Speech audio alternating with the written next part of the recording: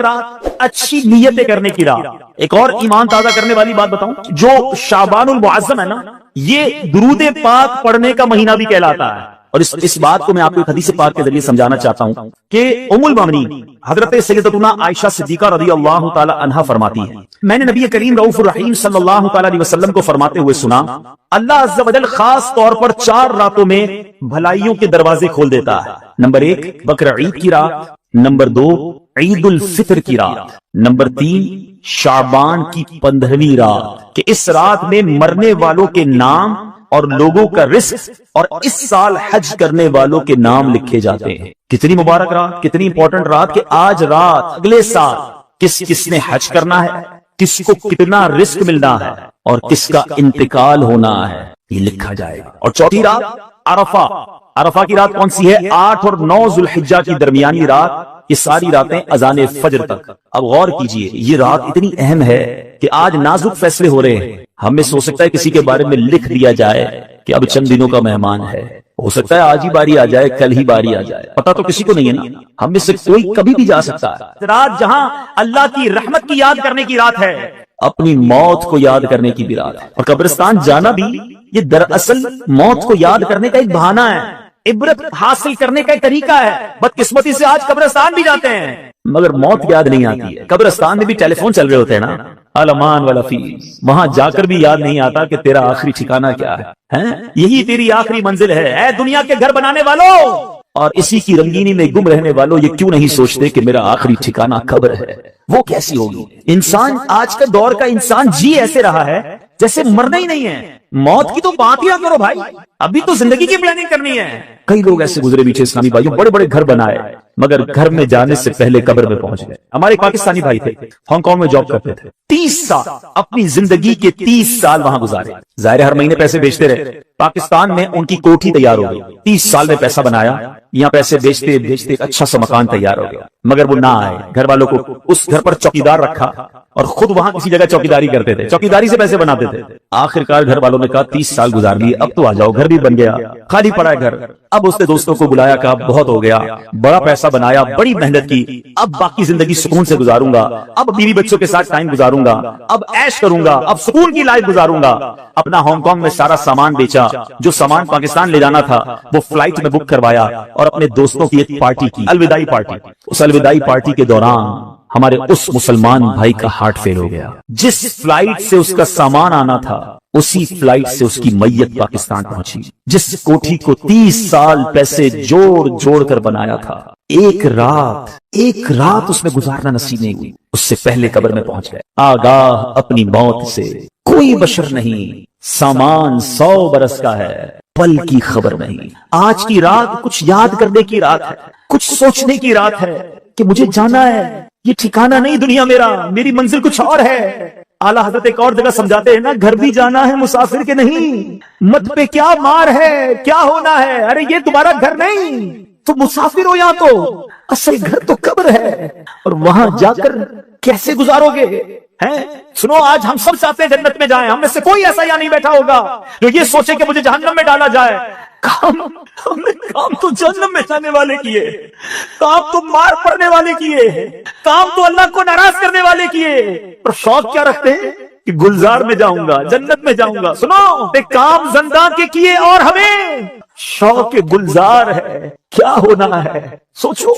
काम कौन से कर रहे हो? जन्नत का बाग बनाने वाली कब्र होगी या दोज़ख का घर? बीटे बीटे इस्लामी भाइयों, कई बार कब्रिस्तान गए होंगे, कभी गौर किया कि ये सारी कब्रें एक जैसी दिख रही हैं मगर अंदर से एक जैसी नहीं। ये सब कब्रों की कहानी मुख्तलिफ है। आज इस दुनिया में जिंदगी गुजारने के बहुत सारे अंदाज हैं, बहुत सारे अंदाज हैं रहने के, बड़े तरह के घर है दुनिया में, मगर कब्र तो 2 ही तरह की है। कब्र 2 तरह की है, तीसरा ऑप्शन नहीं। मैं अपनी बात नहीं कर रहा, जिस आका का कलमा पड़ा है मैं उनका फरमान सुनाता हूँ। नबी पाक सल्लल्लाहु ताला अलैहि वसल्लम का फरमान आलीशान है। मेरे आका फरमाते हैं, हदीस पाक का खुलासा है कि कब्र 2 तरह की होती है, या तो जन्नत के बागों में से एक बाग होती है या तो दोज़ख के घड़ों में से एक घड़ा। बताओ मेरे मीठे इस्लामी भाइयों, खुदा अपने आप से पूछो, اگر آج مر گیا قبر جنت کا باغ بنے گی. ایسے کام کر لیے کیا اللہ کو راضی کر لیا؟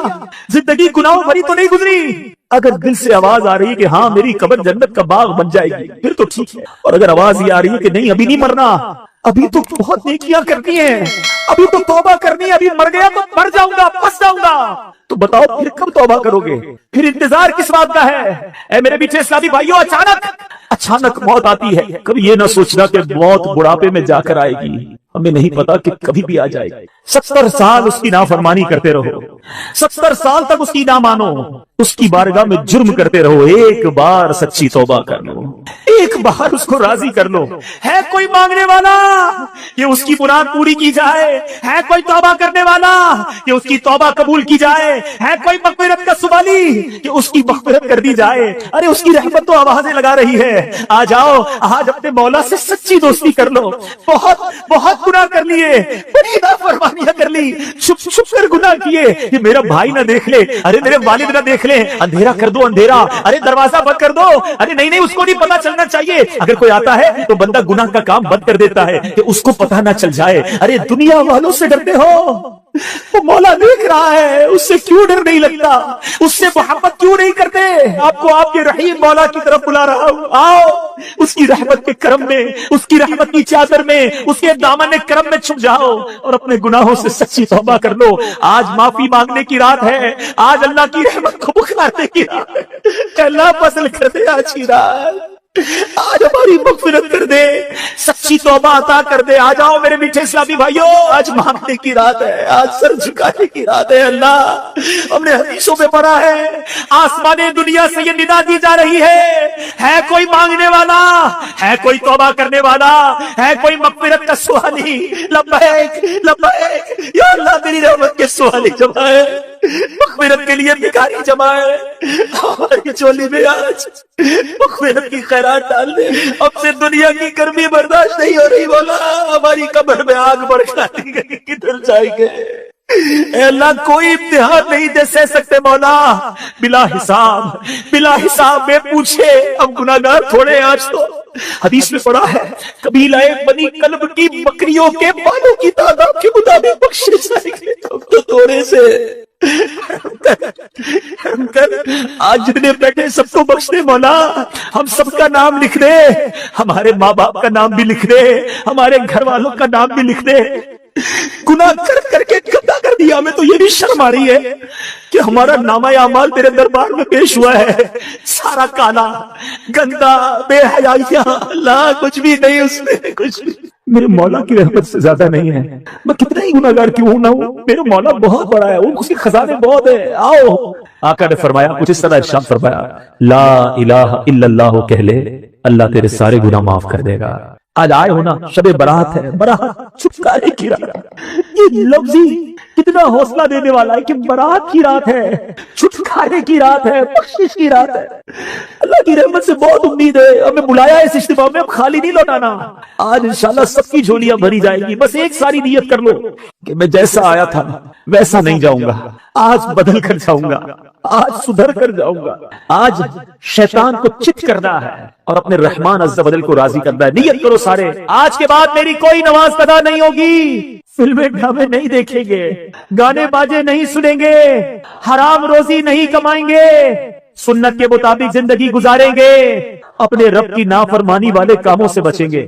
فرماتے ہیں بھلے بندے دی صحبت یاروں، جنہیں دکان اتاراں، سودا بھاوے ملے نہ لئیے، ملے آن ہزاراں. کہتے ہیں اچھے بندے کی صحبت ایسی ہے جیسے عطر والے کی دکان ہے. حدیث میں بخاری شریف کی حدیث ہے جس کا مفہوم ہے اللہ کے کچھ فرشتے ہیں جو سیاحت کرتے رہتے ہیں، زمین کی سیاحت کرتے رہتے ہیں، اور جہاں اللہ اور اس کے رسول کا ذکر دیکھتے ہیں اس اجتماع کو اپنے پروں سے ڈھانپ لیتے ہیں. رحیم سے رحمی کا گمان ہونا چاہیے. انشاءاللہ اس وقت رحمت برس رہی ہوگی. جب یہ فرشتے واپس جاتے ہیں نا، اللہ کے سب جانتا ہے، مگر ارشاد فرماتا ہے فرشتوں کدھر سے آ رہے ہو؟ خلاصہ حدیث عرض کر رہا ہوں. عرض کرتے مولا ایک جگہ تیرے بندے جمع ہیں، تیرا ذکر کر رہے ہیں، تجھے یاد کر رہے ہیں. ارشاد ہوتا ہے فرشتوں میرے بندوں نے مجھے دیکھا ہے؟ فرشتے عرض کرتے نہیں مولا دیکھا نہیں. اچھا یہ بتاؤ دیکھتے تو کیا کرتے؟ کہ مولا اگر تجھے دیکھ لیتے تیرے بندے پھر تو اور تڑپتے اور مچلتے اور محبت سے تیرا ذکر کرتے. ارشاد ہوتا ہے اچھا فرشتوں یہ بتاؤ کیا مانگ رہے تھے؟ فرشتے عرض کرتے مولا جنت مانگ رہے تھے. ارشاد ہوتا ہے فرشتوں میرے بندوں نے جنت دیکھی ہے؟ عرض کرتے مولا جنت دیکھی نہیں. ارشاد ہوتا ہے اچھا یہ بتاؤ جنت دیکھ لیتے تو کیا کرتے؟ عرض کرتے مولا اگر تیرے بندے جنت دیکھ لیتے پھر تو اور گڑ گڑاتے اور تڑپتے اور مچلتے اور مانگتے. اچھا فرشتوں یہ بتاؤ کس چیز سے پناہ مانگ رہے تھے؟ عرض کرتے مولا جہنم سے پناہ مانگ رہے تھے. ارشاد ہوتا ہے اگر جہنم دیکھی انہوں نے؟ کہتے نہیں مولا دیکھی نہیں. اچھا دیکھ لیتے تو کیا کرتے؟ فرشتے عرض کرتے مولا اگر تیرے بندے جہنم دیکھ لیتے تو اور تڑپتے جہنم سے سچی پناہ مانگتے. رب عز و جل کا دریائے رحمت جوش میں آتا ہے. ارشاد ہوتا ہے میرے فرشتوں گواہ ہو جاؤ میرے جن بندوں نے مجھے دیکھا نہیں مگر مجھے یاد کرتے ہیں میرا ذکر کرتے ہیں پھر انہوں نے جنت دیکھی نہیں ہے مگر پھر بھی جنت مانگتے ہیں جن بندوں نے جہنم دیکھی نہیں مگر جہنم سے پناہ مانگتے ہیں میرے فرشتوں گواہ ہو جاؤ میں نے ان سب کی مغفرت فرما دی.